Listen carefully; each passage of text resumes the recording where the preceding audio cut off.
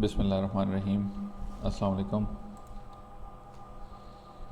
Today's lecture is about preparation and reactions of ethers. कल वाले lecture में हमने preparation and reaction of alcohols पढ़ा था. आज का टॉपिक जो है ना वो ईथर्स के बारे में है. तो इसमें सबसे पहले हम देखेंगे कि ईथर्स को प्रिपेयर कैसे किया जाता है और फिर हम उनके कुछ रिएक्शंस को भी स्टडी करेंगे. तो सबसे पहले हम आते हैं प्रिपरेशन ऑफ ईथर्स की तरफ. As you know that ethers are widely used as solvents. Many simple dialkyl ethers are commercially available. चूँकि इनका इस्तेमाल काफ़ी ज़्यादा है सॉल्वेंट्स के अंदर, एज अ सॉल्वेंट बहुत सारे ईथर्स को इस्तेमाल किया जाता है ऑर्गेनिक सिंथेसिस में. लिहाजा इसका फ़ायदा ये है कि बहुत सारे जो सादा और सिंपल छोटे फंक्शनल ग्रुप्स वाले ईथर्स हैं वो कमर्शियली अवेलेबल हैं. मतलब रेडीमेड आपको मिल जाते हैं, आपको लैब में ख़ुद नहीं बनाने पड़ते. Diethyl ether and dibutyl ether for example are prepared by acid catalysed condensation of the corresponding alcohol. अगर इनको प्रिपेयर करना हो तो इनका क्या प्रोसीजर है कि आप अल्कोहल को कंडेंस करते हैं, मतलब दो अल्कोहल के मॉलिक्यूल्स को आपस में कंडेंस कर देते हैं तो उससे आपके पास ईथर आता है. और ये प्रोसेस होता है in the presence of N acid. यहाँ पे सल्फ्यूरिक एसिड को अगर आप देखें तो 1 ब्यूटानॉल का मॉलिक्यूल आपको दिखाया गया है. यहाँ पे दो मॉलिक्यूल्स हैं 1 ब्यूटानॉल के. तो ये जो ऑक्सीजन है ना, एक अल्कोहल में से H हाइड्रोजन निकलेगा, दूसरी से OH पूरा रिमूव होगा, तो वो दोनों आपस में यहाँ से जुड़ जाएंगी. तो ये डाईब्यूटाइल ईथर आपके पास आ गया और वो जो H और OH निकले थे वो मिलके आपस में वाटर मॉलिक्यूल बना देते हैं. तो इस तरह से आप कंडेंसेशन ऑफ अल्कोहल्स की मदद से जो ईथर्स हैं उनको प्रिपेयर कर सकते हैं. और ये जो मेथड है generally this is limited to the preparation of symmetrical ethers in which both alkyl groups are primary. तो ये जो मेथड है ये सिर्फ उन ईथर्स के लिए इस्तेमाल होता है जो सिमेट्रिकल होते हैं, मतलब जहाँ ऑक्सीजन के दोनों तरफ इक्वल चेन लेंथ हो. क्योंकि एक मॉलिक्यूल से जो दो अल्काइल चेन्स आएंगी वो इक्वल होंगी और एक जैसी होंगी, एक जैसी लेंथ की होंगी. तो ये मेथड सिर्फ उन चीज़ों के लिए एप्लीकेबल है. लेकिन अगर आप ब्रांच चेन यानी कि प्राइमरी ईथर से हट के कोई ईथर्स प्रिपेयर करना चाहते हैं तो वो भी आप कर सकते हैं. For example isopropyl is readily available at low cost and gives high enough yields of di isopropyl ether to justify making the secondary alkyl groups ether. तो ये जो पहले मेथड आपको बताया वो प्राइमरी अल्काइल ग्रुप्स वाले ईथर खाली सिर्फ बना सकते हैं उससे. लेकिन अगर आपने सेकेंडरी वाले बनाने हो तो आप आइसोप्रोपाइल अल्कोहल इस्तेमाल कर सकते हैं. और आइसोप्रोपाइल अल्कोहल को इस्तेमाल करके तो आप जो सेकेंडरी फंक्शनल ग्रुप वाले ईथर्स हैं वो भी बना सकते हैं इंडस्ट्रियल स्केल के ऊपर. अब आपको थोड़ी सी इनकी इम्पोर्टेंस बतानी है.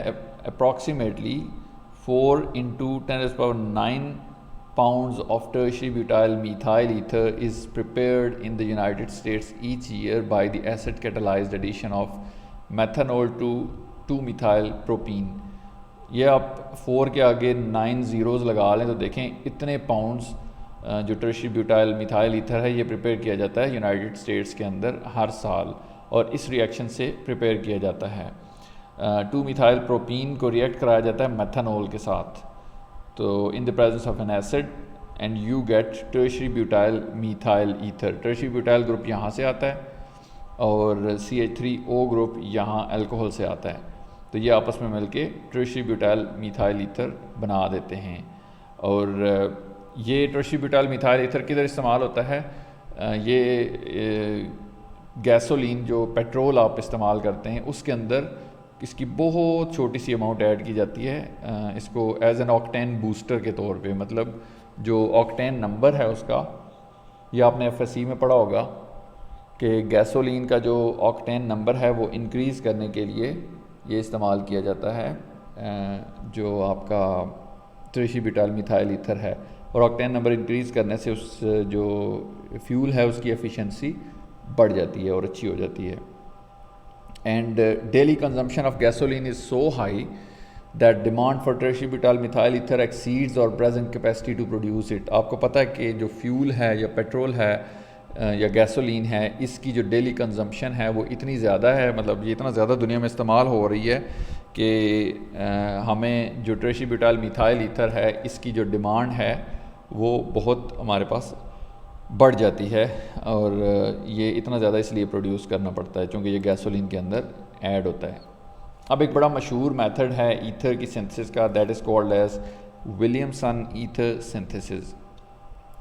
विलियमसन ईथर सिंथेसिस में क्या होता है, a long standing method for preparation of ether is this method.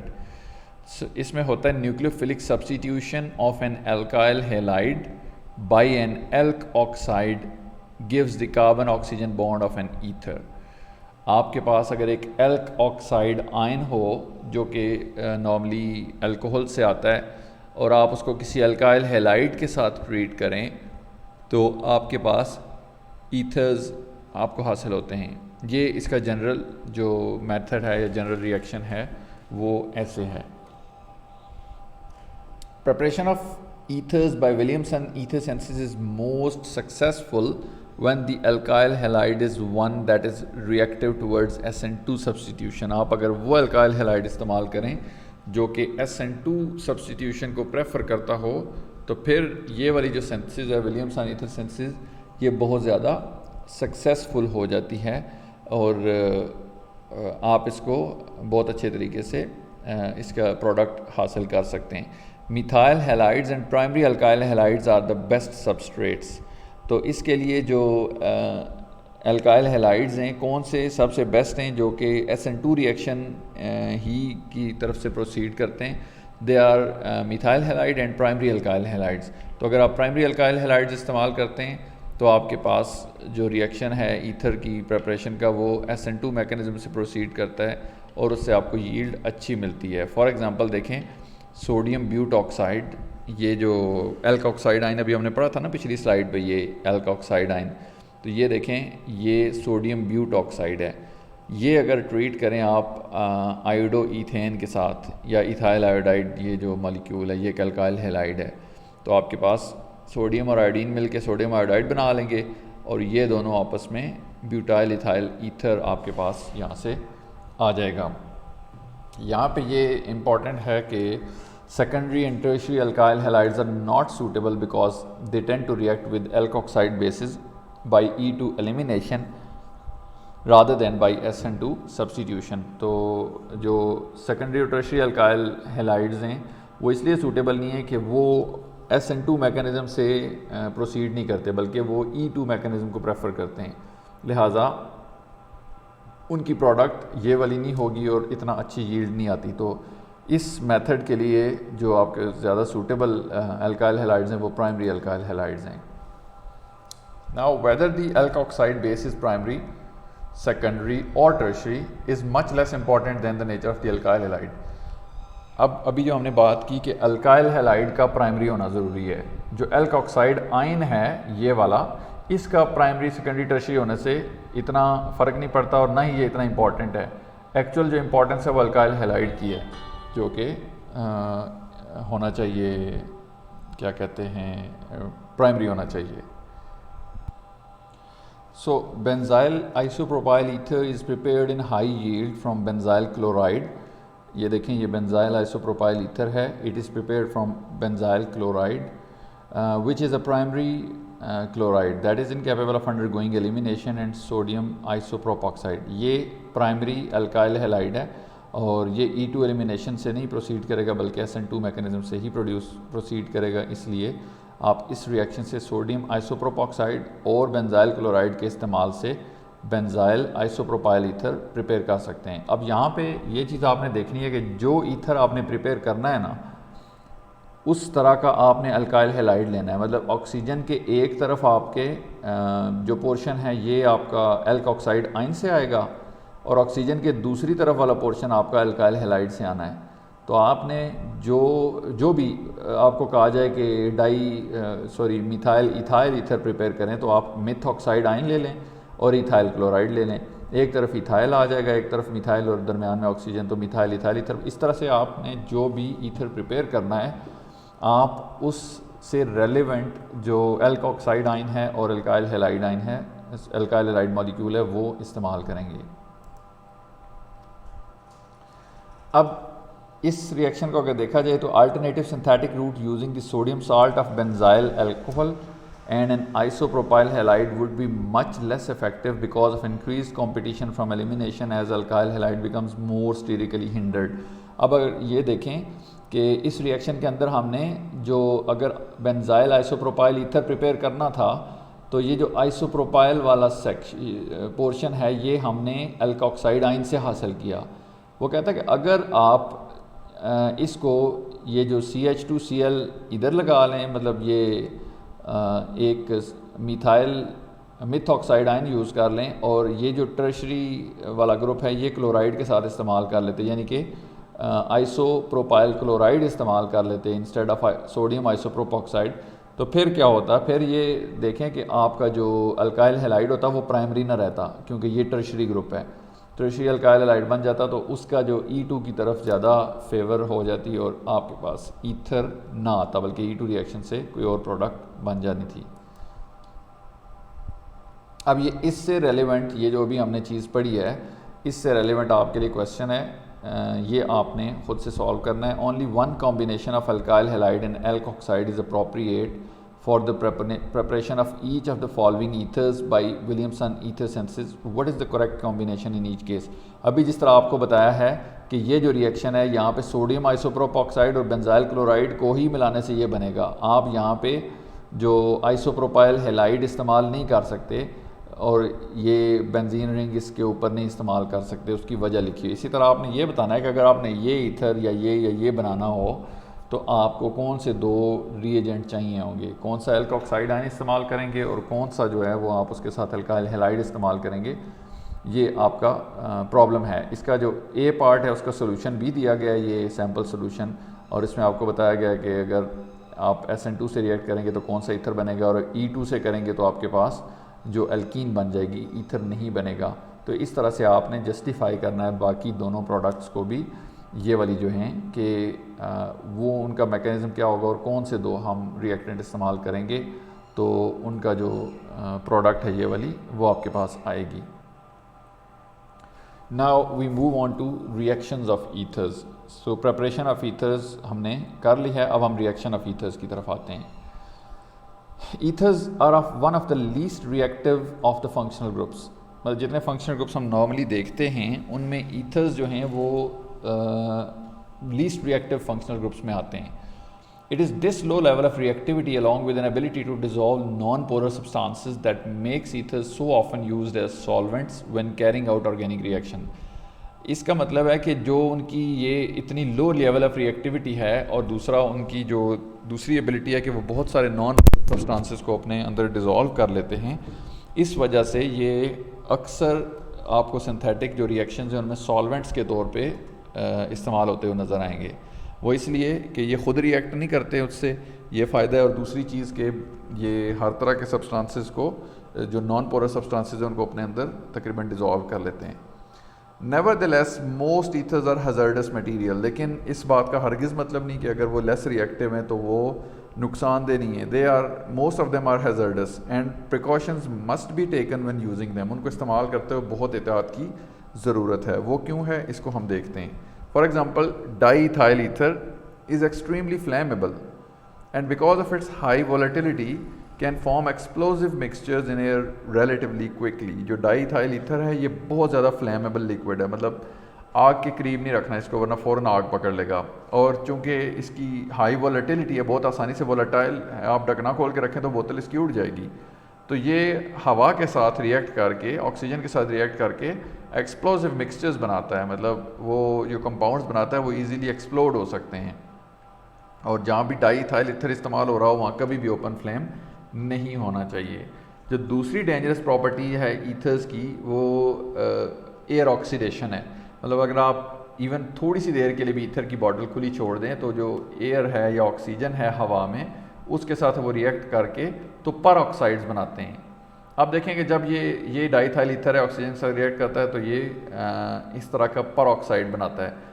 जो पर ऑक्साइड्स होते हैं वो free radical reaction mechanism follow करते हैं और वो आगे जो है ना हाइड्रो पेरोक्साइड्स बनाते हैं जो कि जिनका रिएक्शन फिर इजीली स्टॉप करना मुमकिन नहीं होता। लिहाजा ये जो पेरोक्साइड्स हैं अगर ये बन रहे हों तो ये एक्सप्लोजन भी कॉज कर सकते हैं। लिहाजा ईथर्स की ऑक्सीडेशन जो है ना उससे उनको बचाना चाहिए। और जो एयर ऑक्सीडेशन है वो इवन थोड़ी सी देर के लिए भी अगर उसको बॉटल को खोल के तो एयर को एक्सपोज किया जाए तो वो उसकी हो जाती है।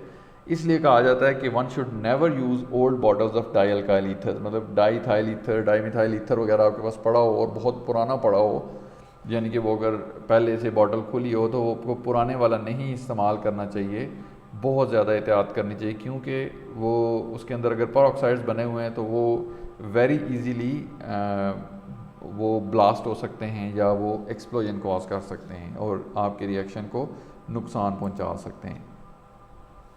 अगर आप देखें कि एसिड कैटालाइज क्लीवेज के एसिड की मौजूदगी में ईथर्स ब्रेक डाउन कैसे होते हैं, ईथर्स जिस तरह बनते हैं इसी तरह वो ब्रेक डाउन भी हो जाते हैं।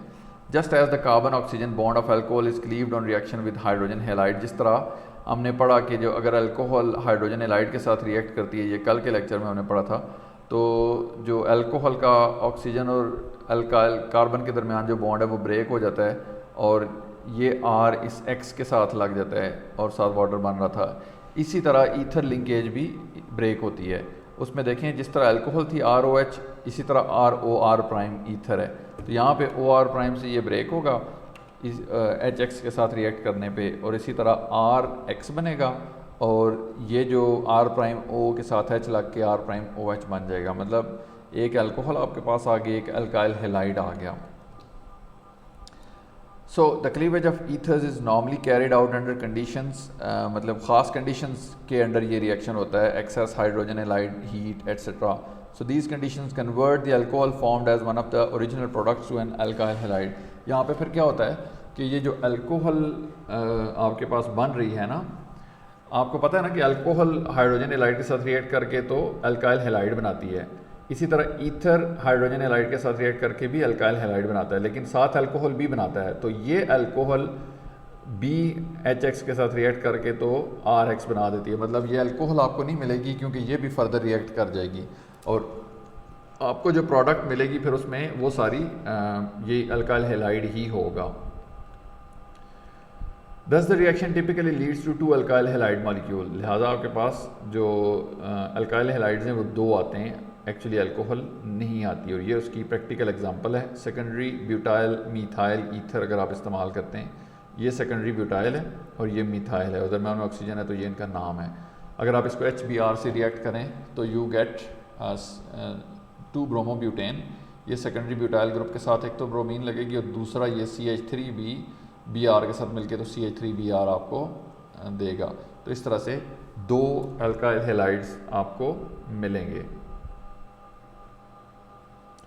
The order of hydrogen halide reactivity is HI, then HBr, then HCl. Hydrogen fluoride is not effective in these reactions. तो जो अल्काइल हैलाइड्स की रिएक्टिविटी का ऑर्डर है जो बनते हैं वो इस तरह से है। सबसे ज़्यादा रिएक्टिव हाइड्रोजन आयोडाइड होता है, फिर hydrogen bromide and then hydrogen chloride जो कि ईथर्स के साथ रिएक्ट करते हैं। अभी ये जो हमने रिएक्शन पढ़ा इससे रेलेवेंट ये क्वेश्चन है आप लोगों के लिए, ये भी आपने खुद करना है।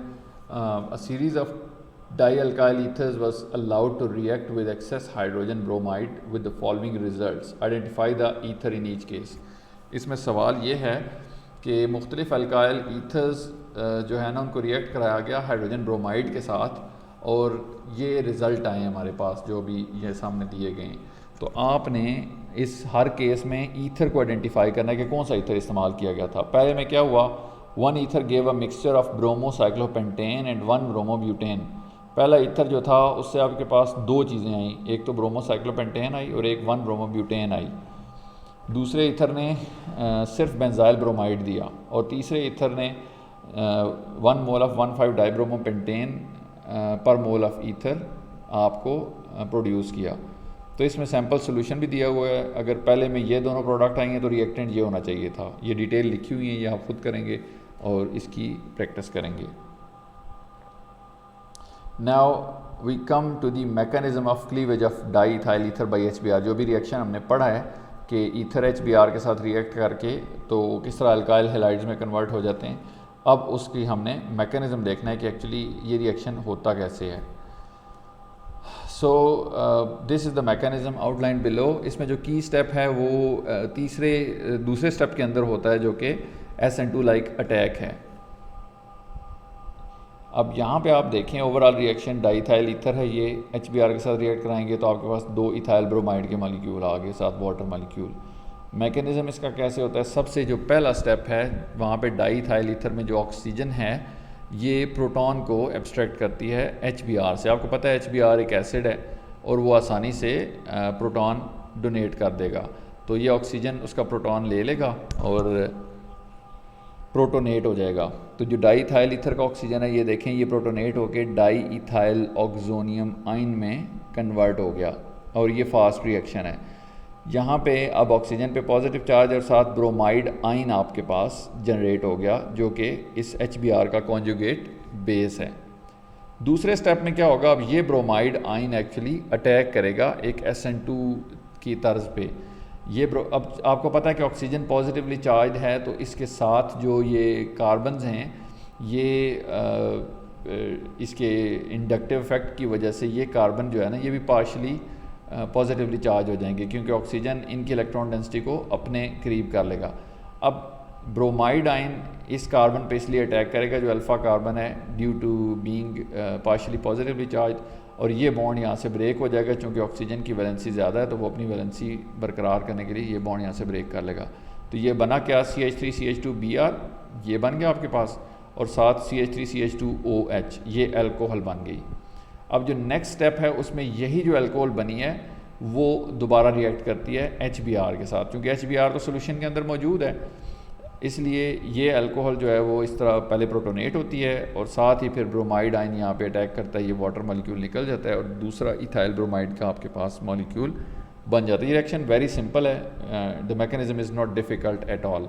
सिर्फ आपने एरोज़ की डायरेक्शन और ये चीज़ें ध्यान से इस्तेमाल करनी होती हैं कि जो इलेक्ट्रॉन्स की मूवमेंट है वो एरोज से एक्चुअली पता चले, वो गलत ना करें आप। तो ये तो था मैकेनिज़्म। अब मैकेनिज़्म से रेलिवेंट भी एक क्वेश्चन है आपके लिए जो कि आपने करना है। जो मैकेनिज़्म अभी हमने किया है आपने वही मैकेनिज़्म इस रिएक्शन के लिए लिखना है कि ये रिएक्शन कैसे होगा। सिर्फ ये फ़र्क है कि पीछे जो हमने मैकेनिज़्म किया उसमें डाईथाइल ईथर और HBr का रिएक्शन था, यहाँ पे टेट्राहाइड्रोफ्यूरान ये एक ईथर है, इसका HI के साथ रिएक्शन है। तो यहाँ पे HI अल्काइल हाइड्रोजन आयोडाइड जो एसिड है और ये जो ईथर है, ये दोनों अगर ये प्रोडक्ट बनाते हैं तो कैसे बनाएंगे ये आपने फाइंड आउट करना है और इसका मैकेनिज़्म करना है। So that was all about the preparation and reaction of ethers. ये जो आपका कोर्स है फंडामेंटल ऑफ ऑर्गेनिक केमिस्ट्री, इसमें हम ये इतना ही इसको पढ़ेंगे और ये जो प्रॉब्लम्स आपको दिए हैं ये आपने ख़ुद सॉल्व करने हैं और इनकी प्रैक्टिस ज़रूरी करनी है। ये बिल्कुल आपके कोर्स में इंक्लूडेड हैं। तो इससे रिलेटेड अगर आपका कोई क्वेश्चन हो तो डेफिनेटली आप लोग क्वेश्चन पूछ सकते हैं। Thank you for watching and अल्लाह हाफ़िज़।